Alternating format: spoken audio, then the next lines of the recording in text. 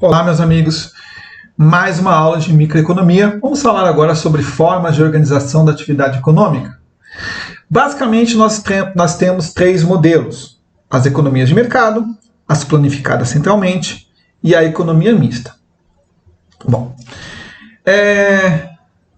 lógico, as de mercado e a planificada centralmente seriam os polos opostos, e a mista é o meio do caminho. Nós chamamos de mais realista, né? Vamos falar primeiro sobre as economias de mercado. As economias de mercado, bom, você tem que lembrar o seguinte, vamos começar falando o seguinte: nós temos três setores da economia: primário, né? Aprendemos isso lá no Fundamental 1, né? Secundário e terciário, tá?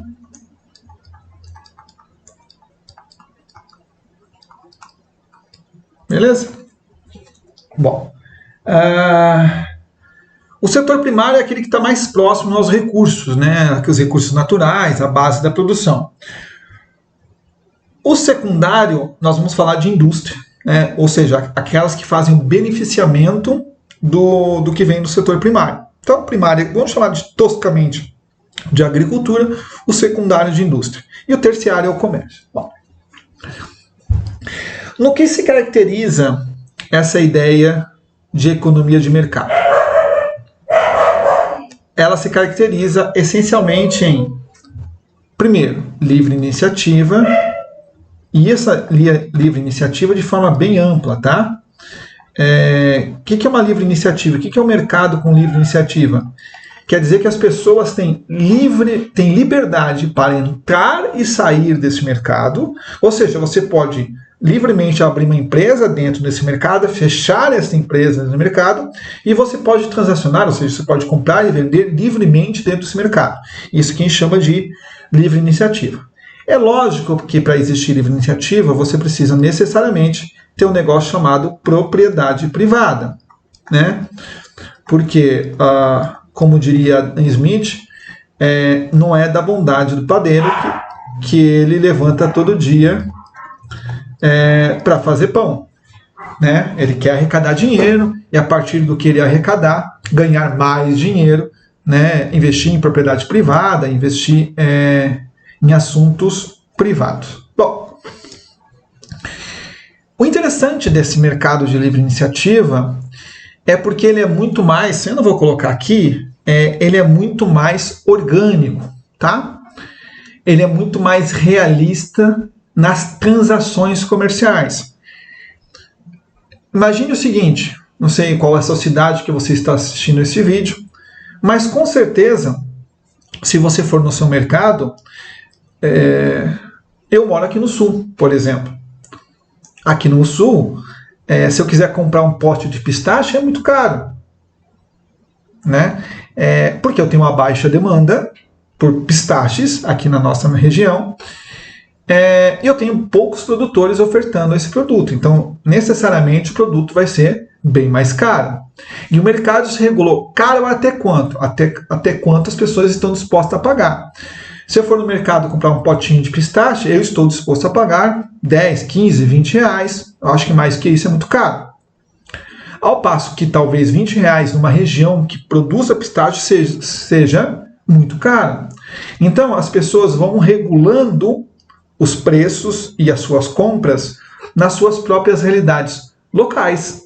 Então, se houver uma geada, por exemplo, e prejudicar todas as plantações de hortaliças da região, naturalmente, rapidamente, as hortaliças vão subir de preço, porque está tendo escassez.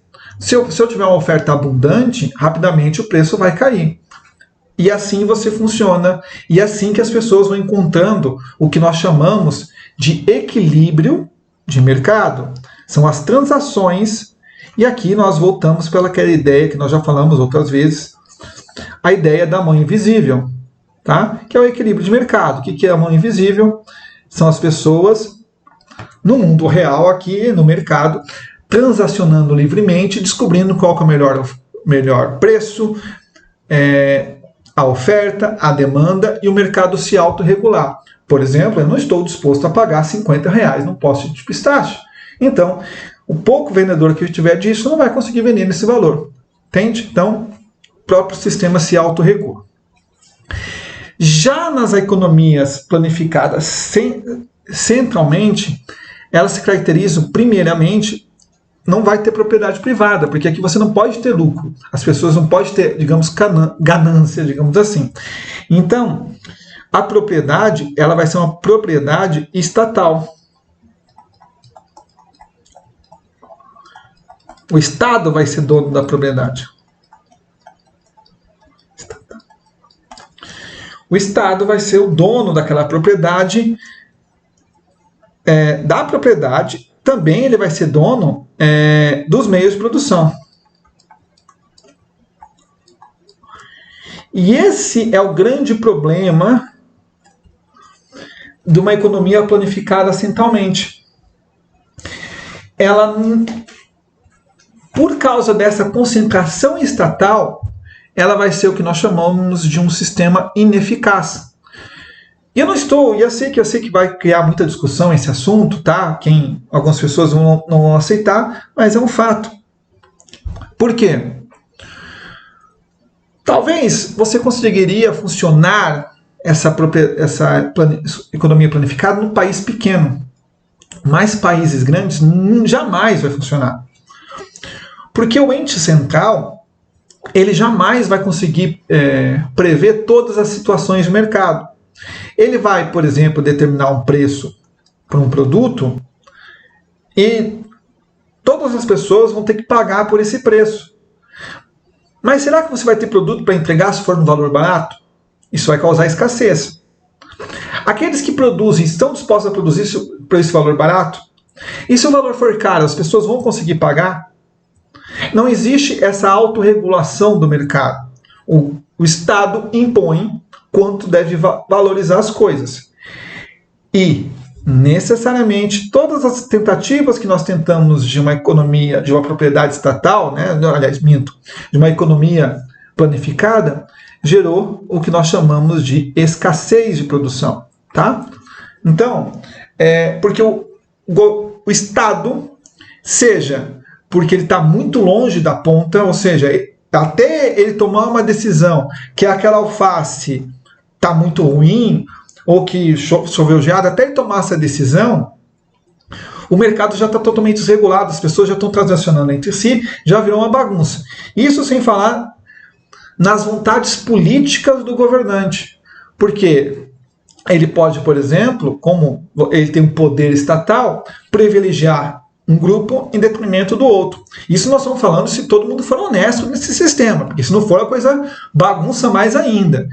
Então, economias planificadas, elas não permitem a livre transação, ou seja, o mercado não se autorregula. Bom, e aqui nós chegamos no nosso terceiro modelo aqui, que é a nossa economia mista. A economia mista é justamente isso. Ela é uma mistura, ela é um meio a meio, né, de economia planificada e economias de mercado. Ah, mas qual que é o ideal? Aí, meus caros, aí cabe uma briga gigantesca, se é mais livre, menos livre, vai dependendo de cada realidade, eu não vou entrar nessa seara. O importante é você saber que existem esses três.